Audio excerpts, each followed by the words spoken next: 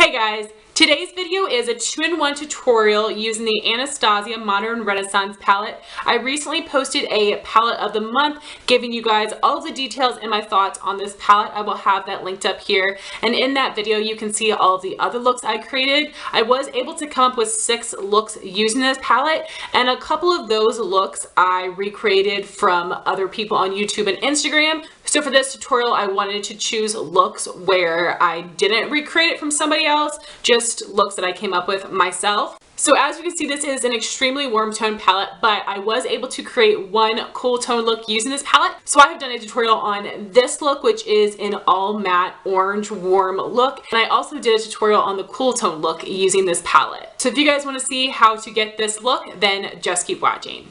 So first you're going to want to prime and set your eye. I have already done that. I use the Urban Decay Eyeshadow Primer Potion from Lash Line to Brow Bone, and then I use the Wet n Wild Single Shadow in Brulee to set my crease and brow bone area. I did not set my lid.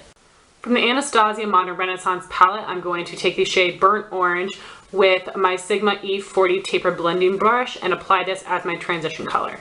And just windshield wiper motions back and forth, blending this into my crease and transition. Next, I'm taking the Milani Shadow Eyes pencil in the shade Almond Cream, which is just a matte cream color, and I'm going to apply this all over my lid as a base. So I am just drawing this on to the lid, and then blending it out with my finger. Next, I'm going to be taking the shade Realgar with my MAC 242 shader brush and pack this on my lid. And I'm really going to carve out my lid. I don't want this to go up into the crease. And then just packing it on. Next, I'm going to take the shade Raw Sienna with my Sigma E25 blending brush and apply this into my crease. So starting at the outer corner and then working into my crease, and also using this to blend out the lid color. Then I'm going back in with Burnt Orange and my Sigma E25 blending brush, and I'm applying this to the inner part of my crease. And this is just to help give more of a gradient of color. So next I'm going to take the Beauty Junkees Pro Taper Blending Brush, which is a dupe of the Sigma E40, and I am just going to blend out all of these shades.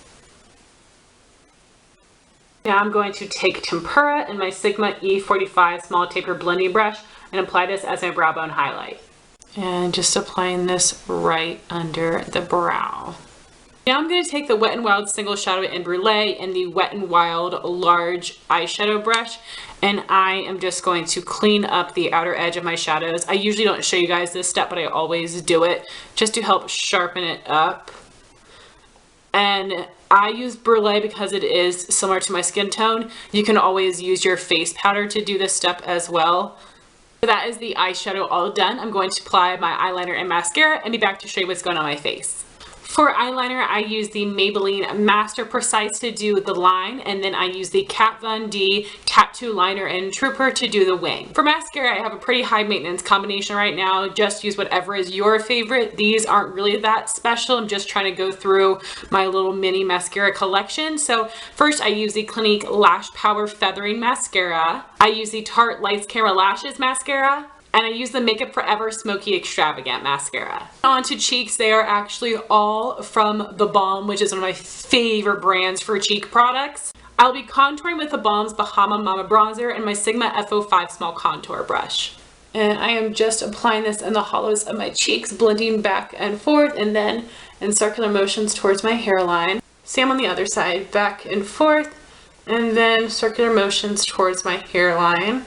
For blush, I'm going to be using theBalm Instain Blush and Swiss Dot with my Sigma F15 Duo Fiber Blush Brush. And I am applying this on the back of my cheeks and then blending towards the apple.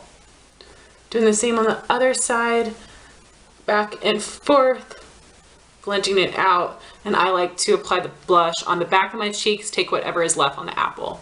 To highlight, I'll be using theBalm Loumanizer with my Real Technique setting brush. And I am just going to be applying this on the top of my cheekbones. Doing the same on the other side. For lips, I'm going to be using the Tarte Matte Lip Surgeons in Exposed. And here is the finished look. Now on into my cool tone look. So first you want to prime and set the eye, which I've already done. I primed with the Urban Decay Eyeshadow Primer Potion Original. And then I set my crease and brow bone with the Wet n Wild Single Shadow in Brulee. I will not be setting the lid because I am going over top with a cream base. I chose Brulee because this is a shade that matches my skin tone. So just use a shadow that matches your skin tone or your face powder. Dipping into the Anastasia Modern Renaissance palette, I'm going to take the shade Blonde Fresco with my Sigma E40 tapered blending brush, and I will be applying this as my transition shade. I will just be running this back and forth right above my crease. And this is just a nice base to help the crease colors transition into the brow bone colors so they won't look so harsh. Next, I'm taking the Milani Shadow Eyes in Champagne Toast, and I will be applying this all over the lid and blending it out with my finger.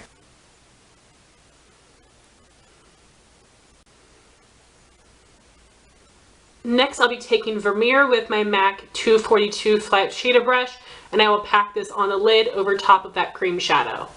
This is already a really pigmented, metallic, intense shade, but putting it over top of that cream base makes it stand out even more, especially on my skin tone. I really like putting a base underneath so I have that pop, but if you have more of a tan, deep skin tone, this probably will pop on its own. Next, I'm going to be taking a bit more of that Vermeer shade with my finger, and I'm just going to pack it on the lid for even more intensity.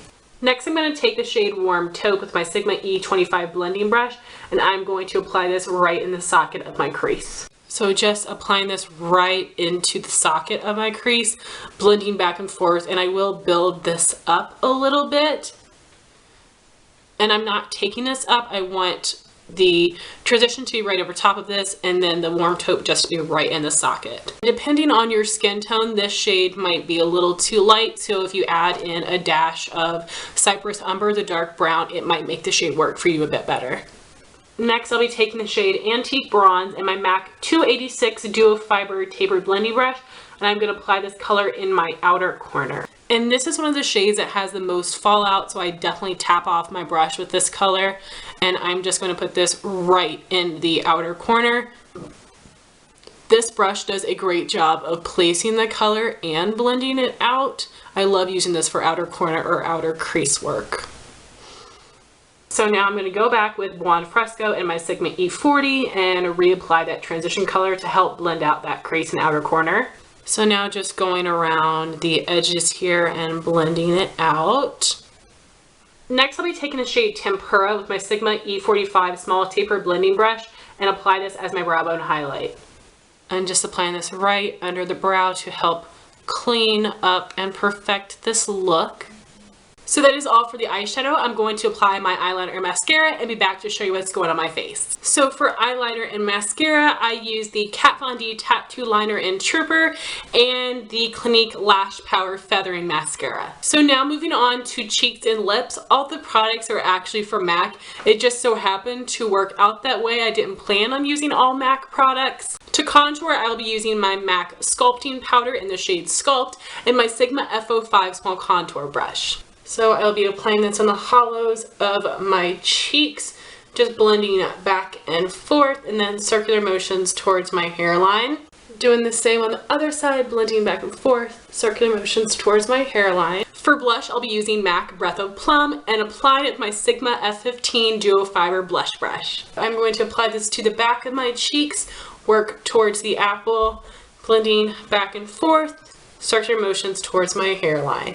This is one of my favorite winter blushes. It is the most gorgeous plummy berry color. Doing the same on the other side, applying to the back of my cheeks, going towards the apple, back and forth, circular motions towards my hairline. For highlighter, I will be using something limited edition. There are a lot of similar colors out there. This is the MAC Extra Dimension Skin Finish in the shade Superb, and I'm going to apply with my Real Technique setting brush. And just applying this on the top of my cheekbones. Doing the same on the other side, just applying this on the top of my cheekbones. And I chose this highlighter because it is the only cool pinky tone highlighter that I have. On my lips, I'll be using the MAC Patent Polish Lip Pencil in the shade Kittenish, which is the most gorgeous pinky mauve.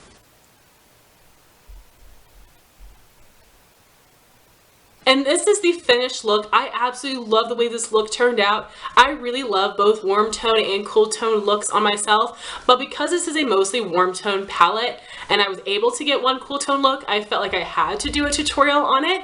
So guys, this was my 2-in-1 tutorial using the Anastasia Modern Renaissance palette. I would love to know your favorite looks using this palette in a comment down below. Thank you all so much for watching this video. Please like, comment, and subscribe, and I'll talk to you soon.